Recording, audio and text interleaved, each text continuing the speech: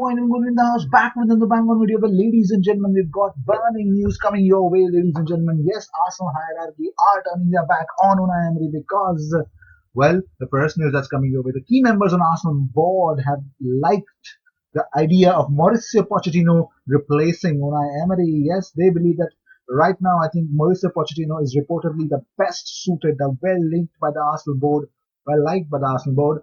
As pressure on Unai Emery is definitely too much. They slipped down to seventh, and right now they are eighth since Sheffield got a point. So that's the reason why that they're eighth right now, and it is really likely to see if the tables are not turned, if the results don't change, everything is definitely going to be a problem because since we know that Alexander Lacazette's only goal, I think, like a tough things, tough times ahead because the members of Arsenal board are fans of Pochettino, and they say that certain key figures like him. Also, but there's a problem. I think there's a stumbling major block that Tottenham really had a clause that Pochettino can definitely not go to a Premier League rival after being sacked from Tottenham. So Daniel Levy is smart after all. Well, moving on.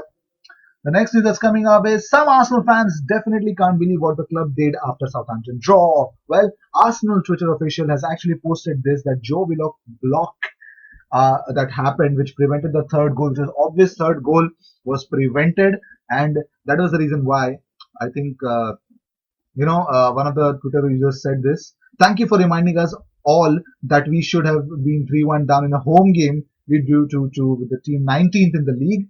Another one said hashtag Emery out. Everyone is frustrated. But moving on, Arsenal have been outshot and outscored by their opponents this season. Here's what an important thread that brings out the stats.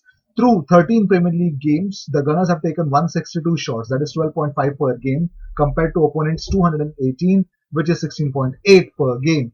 The club's worst showing came earlier in the season against Watford, when their defense allowed the Hornets to take 31 shots in a 2-2 draw. In the same game, Arsenal took just 7 shots.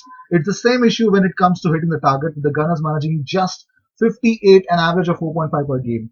On the flip side, opponents have hit the target of Arsenal goals 73 times at 5.6 per game. And Arsenal even boast a negative goal difference through 13 games, that is at -1, having scored 18 but shipped 19. So nothing is actually making sense, and nothing is actually making sure that Unai Emery can stay at Arsenal, especially not the stats. But moving on, well, Mike McDonald's had actually put a final thought of exactly what's happening. He says part of the fans' angst, we are way past even this now, is the lack of identity. I think Emery has a clear identity. He plays game by game, moment by moment, with multitudes of changes. That's his identity. Apart from utter confusion and woeful results, this is producing a basketball game end to end, everybody running all the time. Well, also there are news. This is really funny because the next news that's coming your way is a lot of talk yesterday over Emery wetting his pants, going with a back 5 at home to 19th place Southampton. But what was more telling for me is that Southampton set up against us. They normally play a back 5, but played a 4-3-3 with no fear. That tells you everything. That's all I would want to say about it. But moving on, Nicolas Pepe, Pierre-Emerick Aubameyang are amongst the Arsenal players who are actually in the shortlist for African Footballer of the Year 2019. Yes, there are lots of people as well, but the only 2 players from Arsenal are Nicolas Pepe and Pierre-Emerick Aubameyang. So all the best, you guys. May one of you win. But moving on, well, Daniel Levy has actually stopped. Well, there is definitely a clause that there's an agreement in place within terms of Pochettino's exit package that he can't manage Arsenal or any other top flight rival. So if that's the case, then it's really difficult to actually hire him. But moving on, Arsenal owner Stan Kroenke is actually changing his mind on Unai Emery's sacking. Well, it looks like, let's see what's going to happen, because Stan Kroenke is coming round to the idea of having to sack Emery and find a replacement. Well, Emery's under pressure at North London, we all know that, but let's see if Stan Kroenke, he has the final say on it. But moving on, Arsenal players have lost faith in Unai Emery after they actually feel that it's very difficult to qualify for the Champions League. So that's what exactly I think he's lost the dressing room as well. But these are the news in the media. If you ask me, I really don't believe this.